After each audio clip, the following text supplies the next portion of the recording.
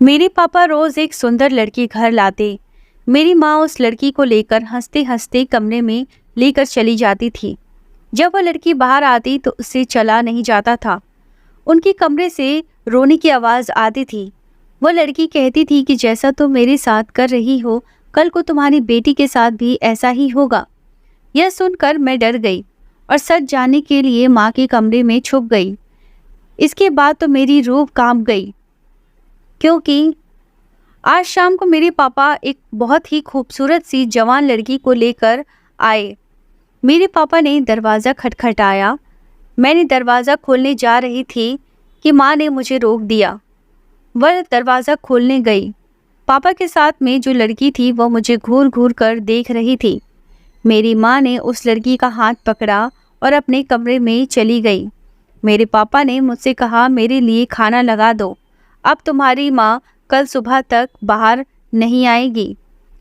मेरे घर में सब लोग रात को जल्दी खाकर सोते थे और सुबह जल्दी उठ जाते थे।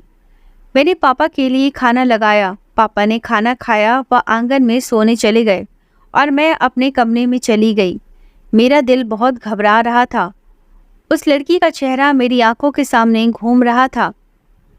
वैसे ऐसा तो मेरे घर में रोज़ होता था। रोज़ मेरे पापा जवान खूबसूरत लड़कियों को घर लेकर आते थे, लेकिन मेरी माँ को इस बात से कोई ऐतराज़ नहीं था। शायद यह बात पहले से ही उन दोनों के बीच हो गई होगी, इसीलिए माँ ने कभी कोई आपत्ति नहीं दिखाई।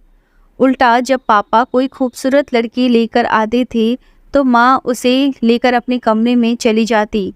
पूरी रात उस लड़की के साथ कमरे में रहती थी। सुबह सुबह बाहर आती थी। जब वह लड़की बाहर आती थी तो उससे चला नहीं जाता था। वह थकी थकी लंगड़ा कर बाहर निकलती थी। यह सब बातें मेरे दिमाग में बहुत सारे सवाल पैदा कर रही थी। आखिर मेरे घर में क्या हो रहा है? मैंने कई बार माँ से पूछा, लेकिन उन्होंने मेरी बात को टाल दिया। रोज़ की तरह पापा आंगन में सो रहे थे। वह गहरी नींद में जा चुके थे, लेकिन मेरी आंखों से नींद बहुत दूर थी। आज मैं खुद को माँ के कमरे में जाने से रोक नहीं पाई। मैंने देखा पापा गहरी नींद में हैं। मैं दबे पांव माँ के कमरे की ओर चली गई। दरवाज़ा खोलने की कोशिश की तो नहीं खुला, वह अंदर से बंद था। मैं बाहर ही छुपकर बातें सुनने लगी। अंदर से आवाज़ें आ रही थी। वह लड़की रो रो कर मुझे बद्दुआ दे रही थी। कह रही थी कि जैसा आज तू मेरे साथ कर रही है वैसा ही तेरी बेटी के साथ भी होगा और तू कुछ नहीं कर पाएगी।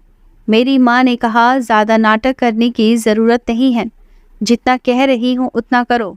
मैं डर के मारे अपने कमरे में वापस आ गई। मेरे दिल में उस लड़की की बात चुप गई थी। आखिर मेरी माँ उसके साथ ऐसा क्या कर रही थी कि वो लड़की रो रो कर मुझे बद्दुआ दे रही थी। मेरे कानों में उसकी आवाज़ गूंज रही थी।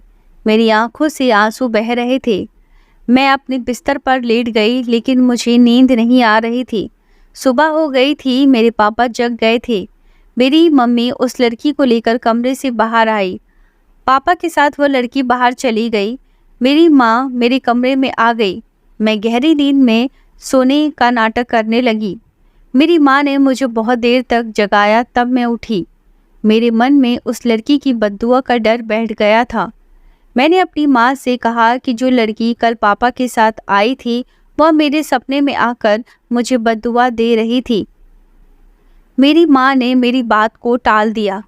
वह बोली, सपनों की दुनिया से बाहर आओ, स्कूल जाने का समय हो गया है। मैं उठी और बाथरूम चली गई। मेरी माँ ने नाश्ता रेडी किया। इसके बाद मैं स्कूल चली गई। स्कूल में मेरा दिल नहीं लग रहा था। मुझे ऐसा लग रहा था कि मेरे घर में कुछ ना कुछ तो गलत हो रहा है। आज शाम पापा फिर एक खूबसूरत लड़की को लेकर घर आए। मेरी माँ ने मुझे कहा कि तुम अपने कमरे में चली जाओ। मैंने कह दिया, आप चाहती हैं कि मैं उस लड़की को ना देखूं? मेरी माँ ने कहा, ज़्यादा दिमाग मत लगाओ। मैंने माँ की बात को अनसुना कर दिया और उस लड़की से पूछा, कौन हो तुम? क्या काम है तुम्हें? तुम यहाँ क्यों आई हो? यह लड़की मुझे गुस्से में देख रही थी। ऐसा लग रहा था उसकी नज़रों में मेरे लिए बहुत नफ़रत है। लेकिन मैंने कुछ नहीं किया था। मैं तो उससे जानती तक नहीं थी। मेरी माँ उसे जल्दी से कमरे में लेकर जाने लगी। वह पीछे मुड़कर मुझे देखने लगी। उसकी आंखों में आंसू थे।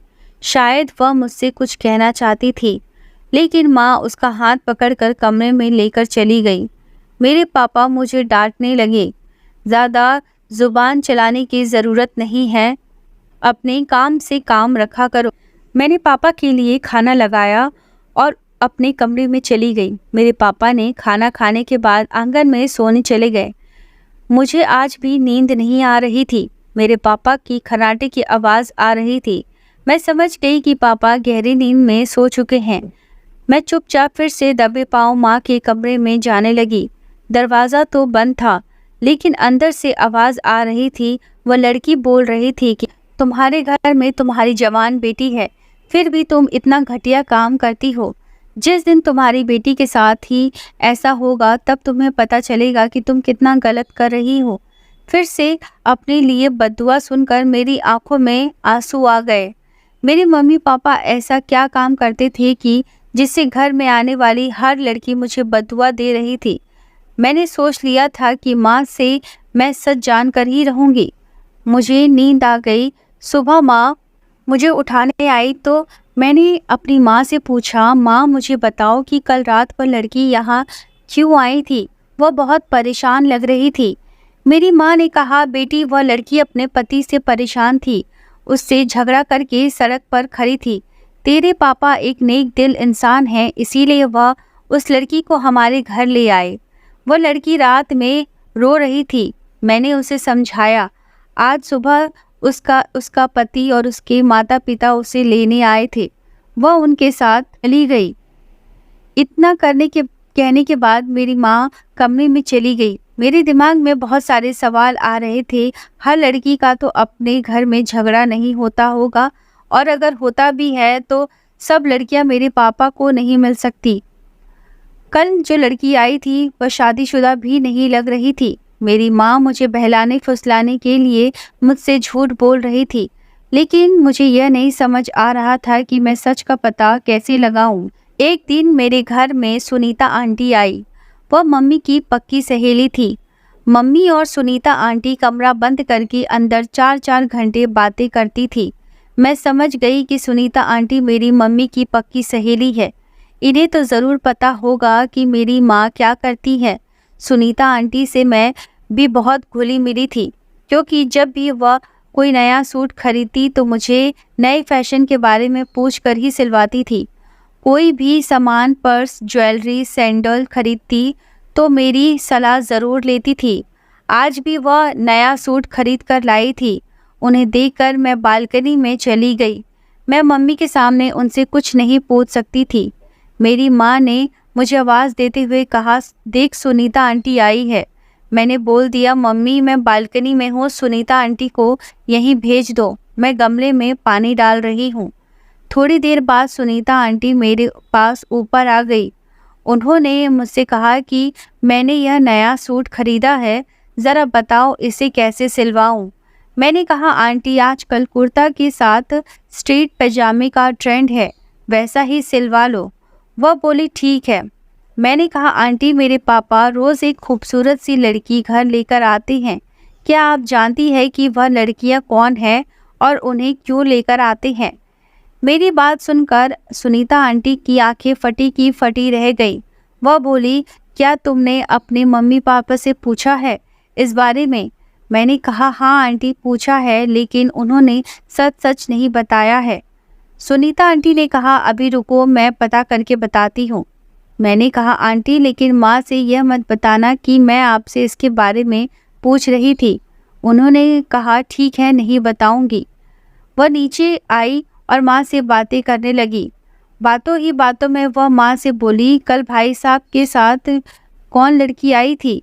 मेरी माँ झूठ बोल गई। उन्होंने कहा, कोई लड़की नहीं आई थी। सुनीता आंटी ने कहा, नहीं, मैंने अपनी आंखों से देखा था कि कल शुभ शाम तुम्हारे पति के साथ एक खूबसूरत सी लड़की आई है। मेरी माँ ने इस बार भी मना कर दिया।